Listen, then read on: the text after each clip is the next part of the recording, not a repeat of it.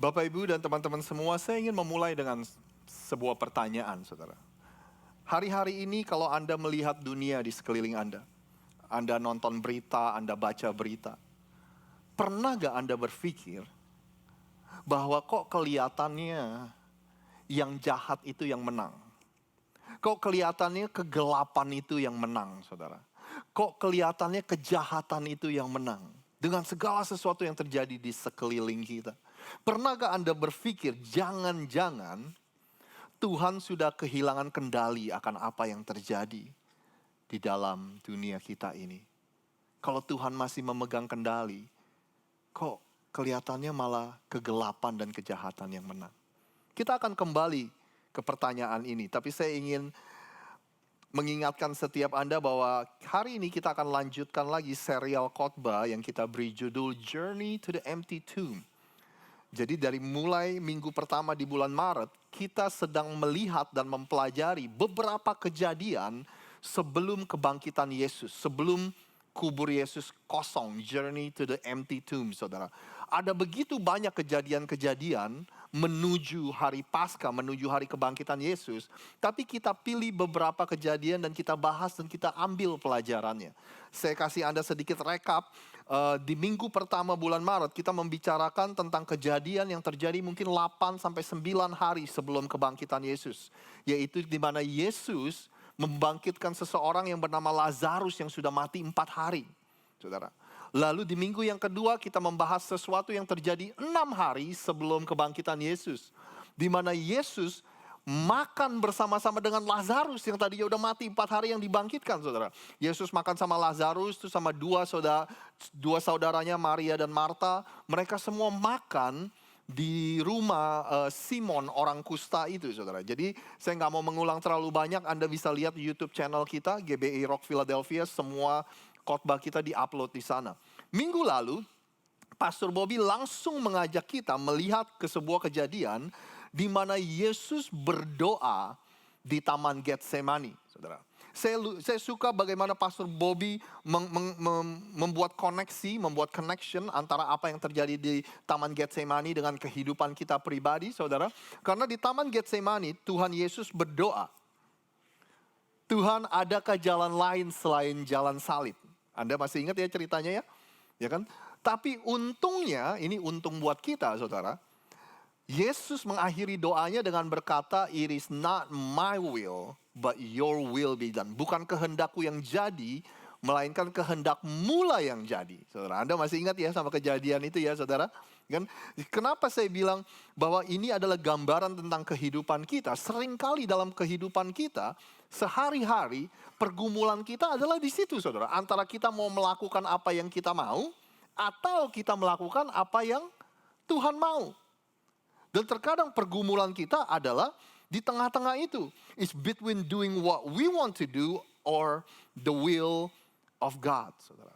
Nah, hari ini kita akan sambungin, saudara. Jadi abis Yesus doa di Taman Getsemani, terus tiba-tiba dia ditangkap dan dia diadili. Kita akan lihat ceritanya. Tapi sebelum kita lihat cerita itu, saya cuma mau balik lagi ke pertanyaan awal yang tadi, saudara. Saya mau bilang sama Anda gini. Di cerita yang akan kita lihat, kejadian yang akan kita lihat, kita juga akan melihat bahwa kita pikir si jahat yang menang. Kita pikir rencana si jahatlah yang berhasil. Tapi di dalam cerita ini kita akan melihat bahwa Tuhan bisa menggunakan apa yang direncanakan si jahat untuk menggenapi rencana Tuhan dan misi Tuhan dalam kehidupan ini. Anda nangkap apa yang saya maksud, saudara? Ya kan? Bahkan ketika kita berpikir bahwa dunia ini sudah kehilangan kendali, kelihatannya semuanya udah lepas kontrol, saudara. Tapi nggak pernah sedetik pun itu lepas dari kendalinya Tuhan. Di cerita ini kita akan lihat Yesus yang bisa saja melawan segala konspirasi dan segala tuduhan yang dituduhkan kepada dia, tapi dia nggak melakukannya. Dan bahkan semua orang yang jahat yang menjadi bagian dari kelompok yang merencanakan hal-hal yang jahat kepada Yesus, saudara, mereka adalah bagian dari rencananya Tuhan. Mereka adalah bagian dari rencana ilahi, rencana agungnya Tuhan, rencana mulianya Tuhan untuk menyelamatkan dunia ini, termasuk menyelamatkan Anda dan saya, saudara. Kita akan lihat cerita ini sama-sama, ada begitu banyak ayat Alkitab. Mudah-mudahan Anda bisa mengikutinya ya saudara. Di gereja ini kita suka ngomongin yang praktis-praktis, tapi ada kalahnya kita juga belajar banyak Alkitab lah ya, biar seimbang saudara. Biar kita nggak cuma berkat melulu ya. Kita belajar ayat Alkitab hari ini, Yohanes 18.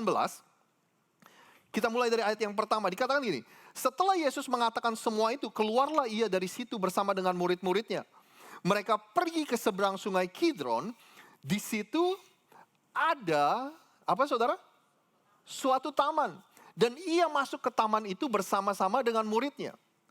Lalu Yudas yang mengkhianati Yesus tahu juga tempat itu. Karena Yesus sering berkumpul di situ dengan murid-muridnya. Maka datanglah Yudas juga ke situ dengan siapa saudara? Pasukan prajurit dan penjaga-penjaga bait Allah. Yang disuruh oleh imam-imam kepala dan orang-orang Farisi, lengkap dengan lentera, sulu, dan senjata. Kita berhenti di sini sebentar. Jadi Taman Getsemani itu adalah tempat yang populer.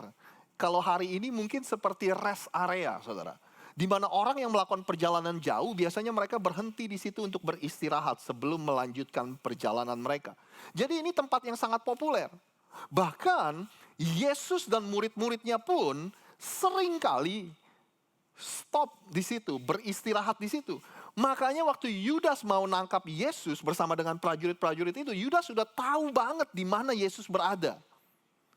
Makanya Yudas datang dengan prajurit-prajurit itu, penjaga-penjaga bait Allah, penjaga bait itu handphone saya. Penjaga bait Allah saudara, dan penjaga bait Allah itu mungkin kalau hari ini kayak security-nya, satpamnya gereja gitulah saudara ya.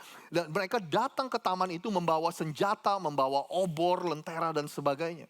Nah Anda bayangin dengan saya nih, waktu mereka masuk ke taman itu dengan bawa obor, kayak kan ada banyak orang di situ, mungkin gelap juga, mereka mencoba mencari Yesus mana ya, Yesus mana ya, Yesus mana. Lalu tiba-tiba Yesus menampakkan diri, menunjukkan dirinya. Di ayat 4 dikatakan gini. Maka Yesus yang tahu semua yang akan menimpa dirinya maju ke depan dan berkata kepada mereka, siapa yang kamu cari? Yang kalian cari ini siapa? Jawab mereka, Yesus dari Nazaret. Katanya kepada mereka, akulah dia. Yesus bilang sama orang-orang ini, kalian cari Yesus, akulah dia. Yudas yang mengkhianati dia berdiri juga di situ bersama-sama dengan mereka. Ketika Yesus berkata kepada mereka, akulah dia, mundurlah mereka dan jatuh ke tanah saudara. Saya mau cerita sedikit, tapi nggak panjang lebar biar cepat. Cerita Musa waktu dia ketemu Tuhan di semak belukar yang terbakar itu, yang ada apinya itu saudara. Musa kan tanya, kalau itu Tuhan, nama Tuhan itu siapa sih? Tuhan bilang nama aku adalah I am. Aku adalah aku. Jadi waktu Yesus bilang sama orang-orang akulah dia, itu seperti menyatakan keilahiannya. Yesus menyatakan keilahiannya. Ya kan? Aku adalah Tuhan. Jadi they catch a glimpse of glory dari Tuhan. Mereka seperti menangkap sebuah kemuliaan dari Tuhan, makanya mereka jatuh terpental. Ya kan? Saudara, itu yang terjadi. Maka Yesus bertanya pula, siapakah yang kamu cari? Kata mereka, Yesus dari Nazaret. Jawab Yesus, telah kukatakan kepadamu, akulah dia. Jika aku yang kamu cari, biarkanlah mereka ini pergi. Yesus bilang sama tentara-tentara ini, ya kan? Kalian cari siapa? Cari aku, akulah orangnya. Kalian kan mau tangkap aku. Biarinin murid-muridku pergi, kata Yesus. Bawa aja aku sendiri. Itu yang Yesus katakan. Lalu, Simon Petrus yang membawa pedang, menghunus pedang itu, menetakannya kepada hamba imam besar dan memutuskan telinga kanannya. Nama hamba itu siapa? Malkus. Kata Yesus kepada Petrus, sarungkan pedangmu itu. Bukankah aku harus minum cawan yang diberikan Bapa kepadaku? Petrus bilang, mungkin malam itu Petrus mikir, nah ini nih. Ini mulai nih perjuangan kita nih. Untuk melakukan sebuah revolusi, melawan kerajaan Romawi. Makanya Petrus sudah siap saudara. Begitu Yesus mau ditangkap, dia keluarin pedangnya dan dia potong telinganya. Nah saya nggak tahu saudara, yang kepotong itu dikit kayak Mike Tyson sama Evander Holyfield atau bukan saudara. Atau memang semuanya kepotong, saya nggak tahu, nggak ditulis gitu ya. Tapi dan di Injil Yohanes juga nggak dicatat saudara. Tapi cerita ini ada di Injil-Injil lain. Kita ada 4 Injil. Bantu saya Injil Matius, Markus, Lukas, Yohanes ya. Nah dicatat di Injil lain kalau Yesus itu memungut kupingnya, telinganya dan disembuhkan orang yang mau menangkap dia. Dia malah sembuhkan, dia buat mukjizat di depan mereka semua saudara. Ya kan? Setelah itu Yesus bilang sama Petrus, masukin pedangmu. Kita nggak akan lawan. Lalu Yesus bilang gini, bukankah aku harus minum cawan yang diberikan Bapa kepadaku? Maksudnya adalah ini saudara. Waktu Yesus doa kan, Yesus doanya gini kan. Tuhan kalau boleh, lalukanlah cawan ini daripadaku. Yang di Taman Getsemani, Anda masih ingat? Ya kan? Tapi bukan kehendakku yang jadi, melainkan kehendak-Mu lah yang jadi. Maksudnya, Yesus bilang gini, Bapa kalau memungkinkan, adakah jalan lain selain jalan salib? Tapi bukan kehendakku, tapi kehendak-Mu Tuhan. Yang dia coba kasih tahu Petrus adalah, ini gak usah dilawan karena memang sudah menjadi kehendak Bapa bahwa aku harus meminum cawan penderitaan, aku harus melewati penderitaan ini. Ya kan, biarkanlah kehendak Bapa terjadi. Anda masih bersama saya? Masih mengikuti ceritanya ya? Maka pasukan prajurit serta perwiranya, penjaga-penjaga yang disuruh orang Yahudi itu menangkap Yesus dan membelenggu dia. Yesus diikat, ditangkap, saudara. Lalu dibawa keluar dari Taman Getsemani itu, saudara. Sebelum kita lanjutin ceritanya, Anda perlu tahu, saya mau ingatkan sama Anda. Bahwa kejadian ini terjadi Kamis malam kan ya, saudara. Menjelang Jumat dini hari. Jadi dengan kata lain ini terjadi itu tengah malam, saudara. Nah kenapa saya mau ingatkan kepada Anda ini terjadi tengah malam? Karena semua yang dilakukan orang-orang ini kepada Yesus itu sebenarnya ilegal, saudara. Melanggar hukum, bahkan hukum Yahudi pun nggak mengizinkan orang itu ditangkap dan disidang tengah malam. Tapi inilah yang mereka lakukan kepada Yesus. Bahkan sebentar lagi Anda akan lihat ada begitu banyak konspirasi, tuduhan-tuduhan palsu, permainan-permainan politik yang licik dari orang-orang ini mencoba untuk dilimpahkan kepada Yesus, dituduhkan kepada Yesus.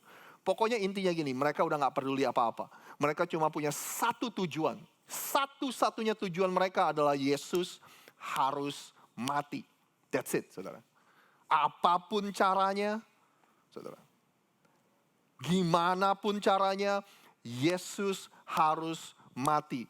Apapun langkah yang perlu diambil, Yesus harus dieksekusi malam itu. Jadi dari Taman Getsemani, Yesus ditangkap. Lalu Yesus dibawa ke 3 orang atau ke 3 tempat yang berbeda. Kita akan lihat saudara. Tempat yang pertama yang Yesus dibawa. Lalu mereka membawa Yesus mula-mula kepada Hanas. Ayat berikutnya. Hanas yang adalah mertua dari Kayafas yang pada tahun itu menjadi imam besar, saudara. Tempat yang pertama, Yesus dibawa kepada siapa, saudara? Hanas. Nah, saya kasih Anda gambaran supaya Anda gampang untuk mengikuti cerita ini. Saya ada punya, nah Hanas ini adalah mantan imam besar. Dulu dia pernah jadi imam besar. Sekarang udah nggak lagi. Karena sekarang imam besarnya namanya Kayafas. Saudara. Tapi Hanas ini papa mertuanya dari Kayafas. Tapi Hanas ini masih dihormati sama orang-orang, saudara. Ya kan? Mungkin contoh yang paling gampang hari ini seperti mantan presiden lah ya, saudara ya. Walaupun mereka mantan presiden, walaupun mereka nggak menjabat sebagai presiden lagi, kita masih menyebutnya Presiden Megawati, Presiden SBY, ya kan, saudara? Karena kita masih menghormatinya. Presiden Obama, saudara. Title-nya masih melekat. Nah demikian juga Hanas, walaupun dia mantan, tapi title-nya masih ada imam besar, saudara. Nah mungkin kenapa Yesus pertama-tama dibawa ke Hanas dulu? Mungkin karena Hanas ya lebih tua, lebih bijaksana, lebih lihai dalam berpolitik, saudara. Lebih banyak trik-triknya, ya kan? Lebih berpengalaman. Makanya Yesus dibawa ke Hanas dulu. Kenapa? Supaya mereka bisa menyusun cerita dengan rapi, saudara. Kira-kira tuduhan apa nih yang kita bisa tuduhkan kepada Yesus? Anda nangkap maksud saya, saudara? Ayo kita susun dulu ceritanya. Nanti setelah ini baru kita bawa Yesus ke imam besar yang sekarang si Kayafas. Tapi untuk sekarang coba kita rencanakan dulu apa nih kira-kira tuduhan yang kita bisa tuduhkan kepada Yesus. Maka mulailah imam besar menanyai Yesus tentang murid-muridnya dan tentang ajarannya. Imam besar di sini, ini masih Hanas, saudara, yang mantan imam besar. Maka si Hanas ini mulai menanyain Yesus tentang murid-muridnya dan tentang ajarannya. Lalu jawab Yesus kepada Hanas, "Aku berbicara terus terang kepada dunia. Aku selalu mengajar di rumah-rumah ibadat dan di bait Allah, tempat semua orang Yahudi berkumpul. Aku gak pernah bicara dengan sembunyi-sembunyi. Mengapa engkau menanyai aku? Tanyailah mereka yang telah mendengar apa yang kukatakan kepada mereka. Sungguh mereka tahu apa yang telah kukatakan." Yesus bilang gini, "Loh, ngapain kamu nanya tentang pengajaranku? Aku gak pernah ngajarin dengan sembunyi-sembunyi kok. Selama aku mengajar, aku selalu mengajar di tempat umum, mengajar di rumah-rumah ibadat, saudara." Mungkin kalau hari ini kita bilangnya gini, kalau mau dengar apa yang aku ajarin, lihat aja, nonton aja di YouTube. Kita upload kok khotbah kita di YouTube. Ya kan, gak ada yang disembunyiin. Makanya Yesus bilang, tanya aja sama orang-orang yang mendengar aku mengajar. Gak ada yang disembunyiin. Ketika ia mengatakan itu, seorang penjaga yang berdiri di situ ngapain, saudara? Menampar muka Yesus dan berkata, "Begitukah jawabmu kepada imam besar?" Ya kan? Seperti yang saya bilang tadi, saudara, semua dari apa yang terjadi ini, saudara, ini semuanya ilegal, ini semuanya melanggar hukum, saudara. Ini bukan sesuatu yang sesuai hukum. Bayangin kalau hari ini Anda ada di pengadilan, Anda sedang meresponi pertanyaan yang dilontarkan, terus tiba-tiba security sidang menampar Anda, saudara. Hari ini ilegal, dulu juga ilegal. Mana ada penjaga itu, penjaga bait Allah menampar orang yang sedang meresponi pertanyaan. Jawab Yesus kepadanya, "Jikalau kataku itu salah, tunjukkanlah salahnya. Tetapi jikalau kataku itu benar, mengapa engkau menampar aku? Kalau aku salah, kasih tahu di mana salahku." Ya kan? "Ngapain juga kamu menampar aku?" kata Yesus. Lalu setelah itu Hanas mengirim dia, Yesus, terbelenggu kepada Kayafas, imam besar itu.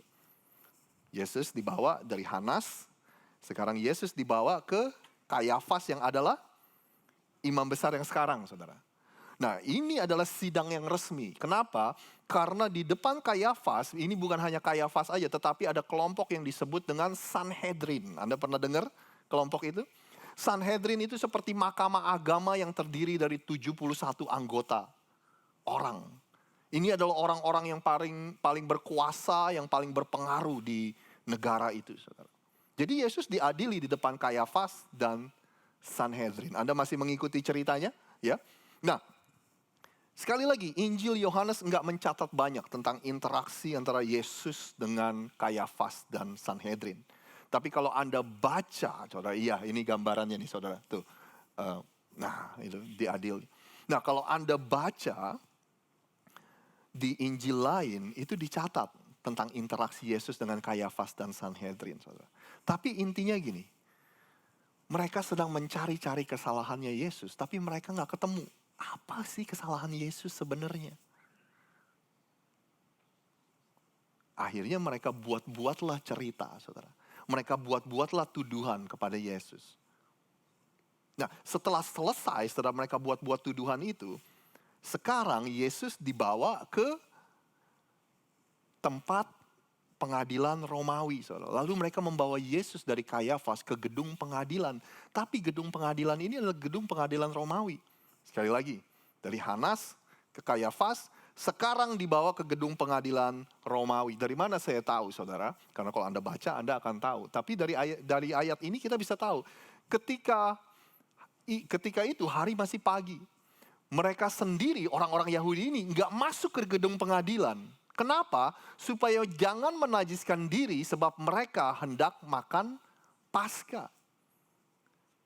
Jadi orang Yahudi itu menurut peraturan agama mereka nggak boleh masuk ke rumah orang yang non-Yahudi, saudara.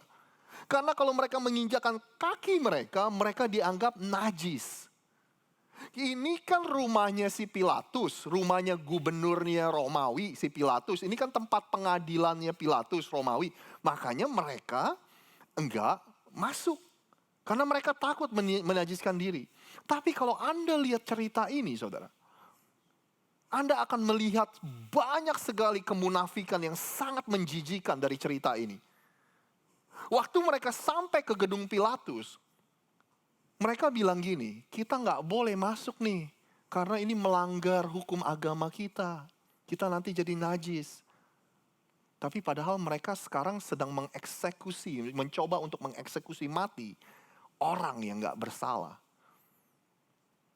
Munafik kan, saudara? Makanya banyak orang yang geli sama kemunafikan orang-orang yang agamawi, saudara.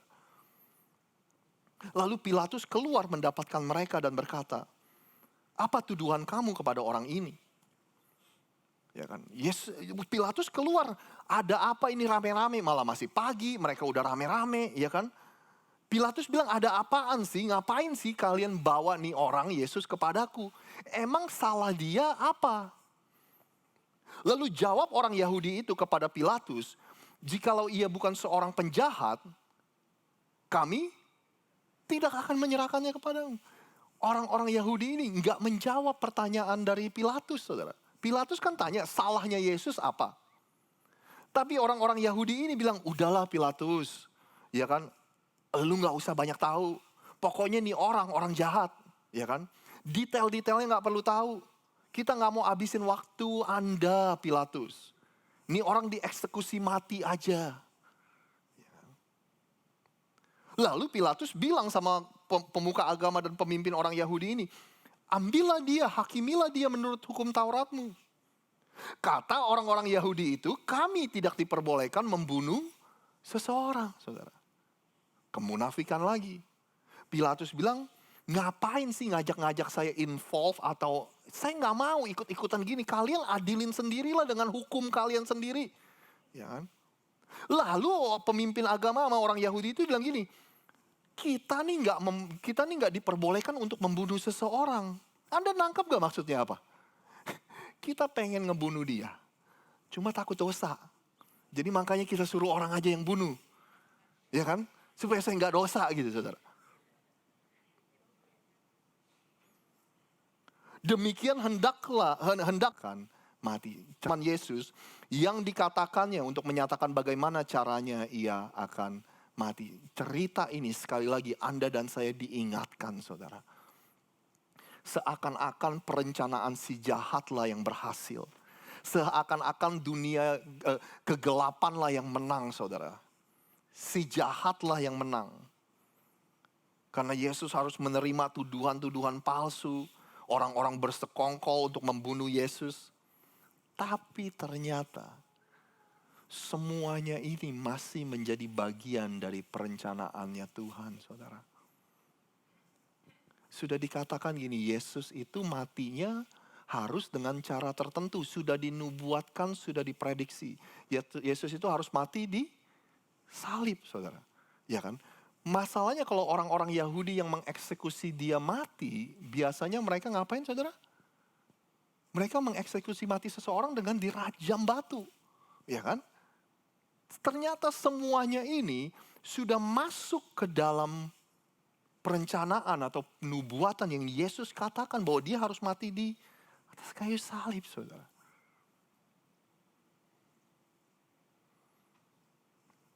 Jadi, sekali lagi saya mau kasih Anda gambaran. Dibawa ke Hanas, dibawa ke siapa?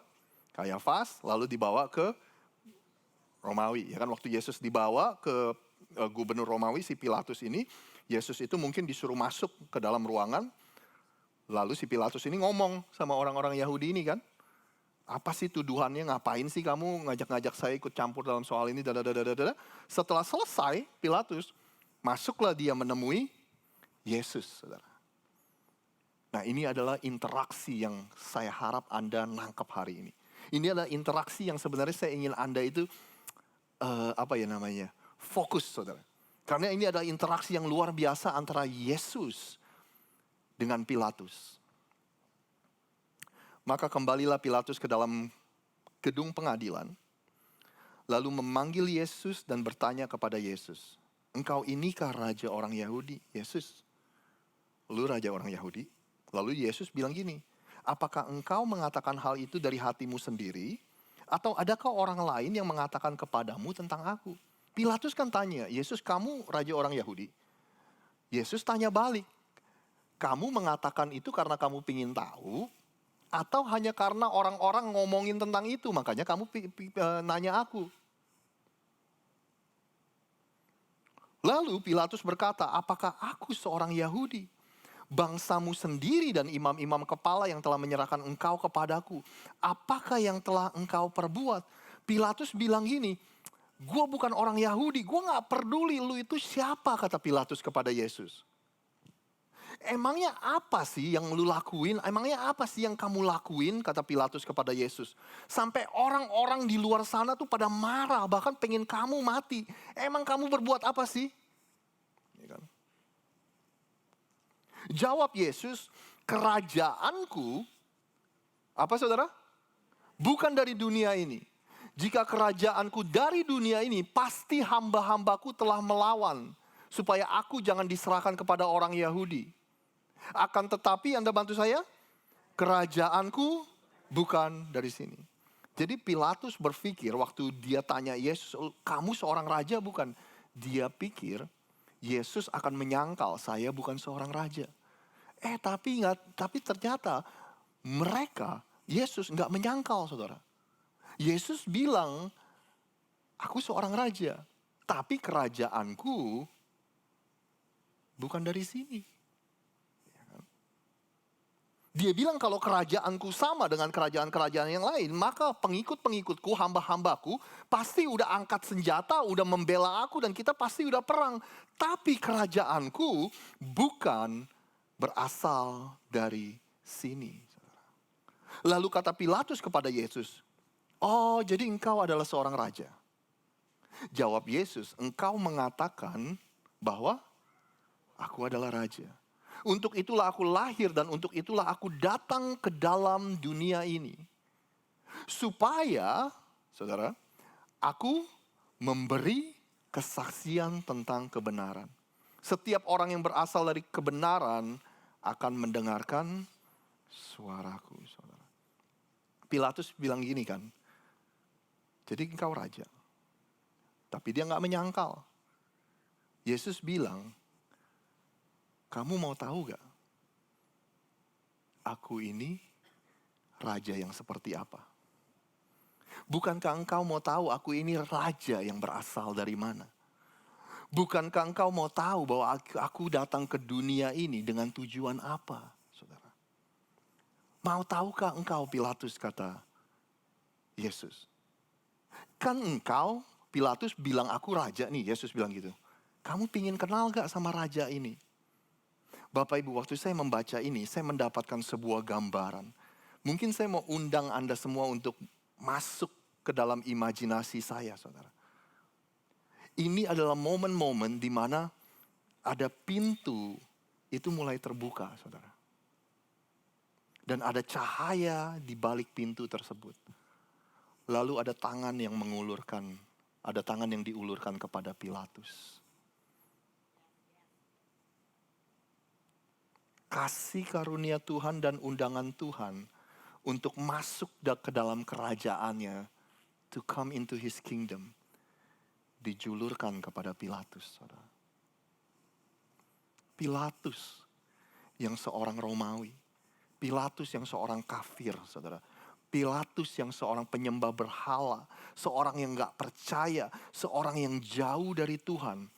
Orang ini mendapatkan kesempatan untuk mengenal jalan kebenaran dan hidup, saudara. Tangannya diulurin buat Pilatus. Maukah engkau mengenal raja yang ini? Makanya Anda bisa tahu kasih karunia dan anugerah Tuhan itu luar biasa. Tersedia buat semua kita, saudara. Termasuk untuk seseorang seperti Pilatus. Pilatus, maukah engkau tahu akan kebenaran itu? Tertarik gak sih kamu untuk mengenal siapa kebenaran yang sejati? Sayangnya, saudara, ini respon Pilatus. Apakah kebenaran itu? Sesudah mengatakan demikian, keluarlah Pilatus mendapatkan orang Yahudi, saudara. Pilatus meresponinya, Yesus bilang, mau gak sih kamu kenal sama kebenaran yang sejati? Pilatus bilang, apaan sih kebenaran? Lalu he walk away. Dia meninggalkan Yesus. Lalu dia pergi keluar, kembali menghadapi orang-orang Yahudi ini. Walaupun dia gak mau tahu tentang kebenaran si Pilatus ini, tapi dia bilang sama orang-orang Yahudi ini, salahnya Yesus itu apa sih? Aku gak menemukan kesalahan mereka. Aku gak menemukan kesalahan Yesus, saudara. Itu seakan-akan ketika Pilatus, ketika Yesus menawarkan kasih anugerahnya, membuka pintunya, Petrus itu bilang, apaan sih kebenaran? Seperti seakan-akan pintu itu dibanting, tutup saudara sama Pilatus. Anda bisa dapat gak gambarannya? Padahal udah mau dikasih anugerahnya. Sesudah mengatakan demikian, keluarlah Pilatus lagi mendapatkan orang-orang Yahudi. Mereka berkata kepada orang-orang Yahudi ini, aku gak mendapati kesalahan apapun daripada Yesus. Tetapi pada kamu ada kebiasaan bahwa pada Paskah aku membebaskan seorang bagimu. Maukah kamu supaya aku membebaskan raja orang Yahudi bagimu? Pilatus ingat nih saudara. Setiap Paskah, nih orang-orang Yahudi kan selalu minta kepadaku, kata Pilatus, untuk membebaskan satu penjahat lah, satu narapidana gitu. Kalau hari ini namanya apa saudara? Kayak grasi gitu ya. Apa namanya? Amnesti gitu ya, grasi gitu ya. Dari presiden kepada ini. Dia ingat, oh setiap Paskah mereka kan selalu minta nih sama aku untuk membebaskan satu narapidana gitu. Jadi Pilatus berpikir bahwa dia ini masih memegang kendali atas situasi semuanya ini. Pilatus mikir, oh gue punya akal nih. Yesus gue bawa ke depan orang banyak, sama bawa satu lagi penjahat yang namanya Barabas nih. Nanti kalau kita tanya sama orang banyak, udah jelas lah orang-orang bilang akan suruh bebasin Yesus. Ini kan penjahat beneran. Kalau ini kan cuma dituduh-tuduh penjahat, bukan penjahat beneran. Akhirnya, waktu Pilatus pikir dia ini punya perencanaan, dia ini punya plan, saudara, dia ini masih memegang kendali, dibawalah Yesus sama Barabas di depan orang banyak. Mereka berteriak pula, jangan dia, jangan Yesus. Melainkan Barabas. Barabas adalah seorang penyamun. Orang-orang teriak, bebaskan Barabas. Bahkan Yesus, orang-orang teriak, salibkan dia. Salibkan dia. Tebakan Pilatus salah. Asumsi Pilatus salah. Orang-orang lebih memilih penjahat yang bernama Barabas untuk dibebaskan.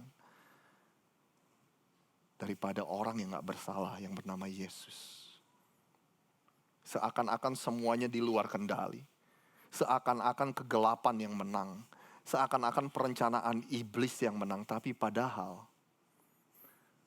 rencana Tuhan tergenapi dalam semua itu saudara. Mereka mereka-rekakan yang jahat. Tetapi Tuhan merencanakannya untuk kebaikan. Untuk menyelamatkan dunia ini termasuk Anda dan saya, saudara. Yesus disalibkan, dia mati. Di hari yang ketiga dia bangkit. Mungkin sebelum kita berdoa, saya ingin tutup dengan ini, saudara. Saya masih terngiang-ngiang dengan percakapan antara Yesus dan Pilatus. Saya berdoa saudara, biar gak ada dari kita yang meninggalkan dunia ini seperti Pilatus meninggalkan Yesus. Dengan pertanyaan yang belum dijawab tadi saudara. Apakah kebenaran itu? Pertanyaan ini gak boleh dibiarkan tidak terjawab. Dari pertanyaan inilah apakah kebenaran itu kita akan menemukan tujuan hidup. Inilah yang akan menentukan apakah hidup kita punya tujuan atau kita akan hidup tanpa tujuan, saudara. Mengetahui kebenarannya Tuhan. Bapak Ibu, saya nggak tahu cerita Pilatus apakah dia mendapat kesempatan lagi untuk berinteraksi dengan Yesus. Mungkin karena nggak dicatat banyak saudara. Mungkin Yesus waktu habis dia bangkit dari kematian dia menemui Pilatus lagi. Saya nggak tahu saudara.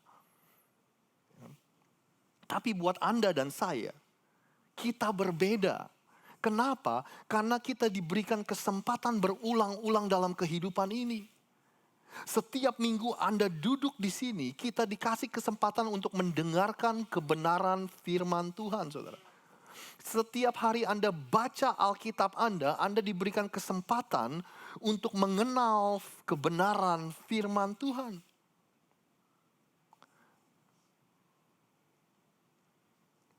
Ketika Anda membaca dan mendengar kebenaran firman Tuhan, saudara, tentang hidup ini, Anda pun akan menemukan kebenaran tentang apa itu keluarga, apa itu relationship, apa itu tujuan hidup, apa itu pekerjaan, apa itu kebenaran firman Tuhan tentang keuangan, tentang kehidupan seks dan sebagainya, saudara.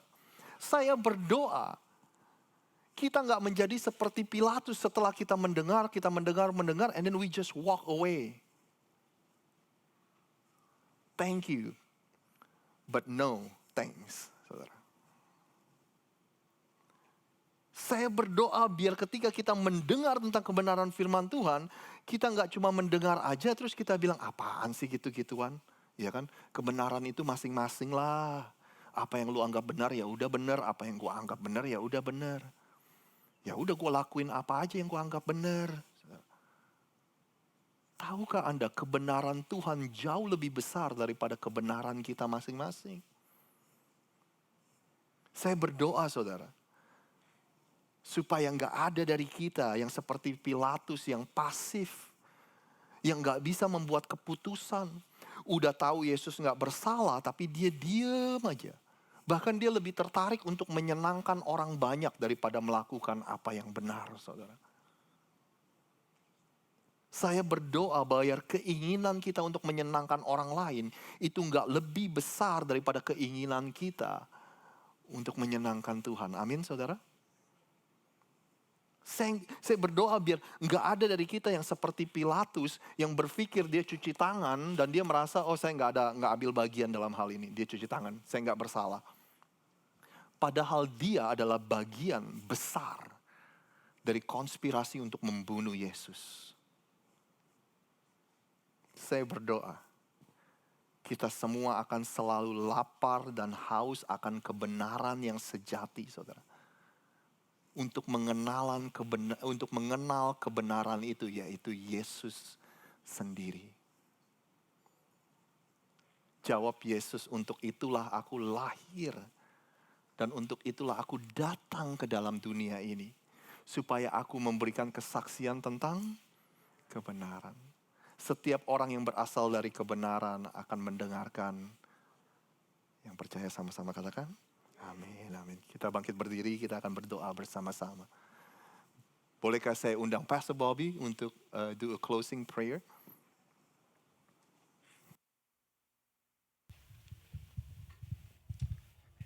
Amen. Berapa banyak yang diberkati Tuhan? If you're blessed, bisa angkat tangan dan katakan pada kanan kiri Anda, ayo mari kita melayani Tuhan bersama-sama. Let's say somebody next to you, come let's serve Jesus together. Amin, amin. Mari kita angkat tangan, kita yang diberkati. Anda yang mendengarkan di rumah, saya undang juga bisa bangkit berdiri, terima berkat dari Tuhan. Amin, mari kita berdoa dan mengucap syukur. Terima kasih Tuhan Yesus, kami mengucap syukur Tuhan pada pagi hari ini. Tuhan, kami sungguh adalah anak-anak Tuhan yang diberkati. Kami percaya Tuhan, hal-hal yang buruk atau yang kelihatannya buruk dalam kehidupan kami, sebenarnya semuanya itu mendatangkan kebaikan Tuhan. Kami percaya Tuhan, ajar kami untuk mengerti Tuhan, bahwa kalau ada hal yang buruk yang terjadi, bila mana ada orang yang mengecewakan kami Tuhan, kami percaya Tuhan, harapan kami adalah kepada Tuhan, bukan kepada manusia. Dan Engkau Tuhan yang membuat segalanya indah pada waktunya Tuhan. Kami percaya Tuhan, setiap dari kami Tuhan memiliki ya Tuhan panggilan yang spesial ya Tuhan. Setiap dari kami dikasihi Tuhan. Dan kami percaya Tuhan, setiap dari kami tidak akan yang ada ditinggalkan Tuhan. Terima kasih Tuhan, hamba-Mu berdoa untuk setiap anak-anak Tuhan tempat ini Tuhan, Kau berkati keluarga setiap dari mereka. Kau berkati pekerjaan mereka Tuhan. Yang sakit Tuhan kami berdoa Tuhan, darah Yesus menyembuhkan Tuhan. Kami percaya Tuhan, yang berbeban berat, yang lemah, letih, lesu, berbeban berat, mendapatkan kekuatan dari Engkau ya Tuhan. Oh Tuhan, kami berdoa Tuhan, setiap anak-anak Tuhan di tempat ini Tuhan, anak cucunya Tuhan, disertai Tuhan. Tidak ada yang meminta-minta Tuhan. Kami percaya Tuhan, Hari ini Tuhan jamah kami Tuhan. Terima kasih Tuhan Yesus. Jemaat Tuhan, Tuhan Yesus memberkati engkau dan melindungi engkau. Tuhan Yesus menyinari engkau dengan wajahnya dan memberikan engkau kasih karunia. Tuhan menghadapkan wajahnya kepadamu dan memberikan engkau damai sejahtera di dalam nama Tuhan Yesus. Terima kasih Tuhan. Haleluya. Amin. God bless you all. Sampai jumpa minggu depan. Mari kita sama-sama menikmati berkat Tuhan. Let's have some lunch. God bless you all.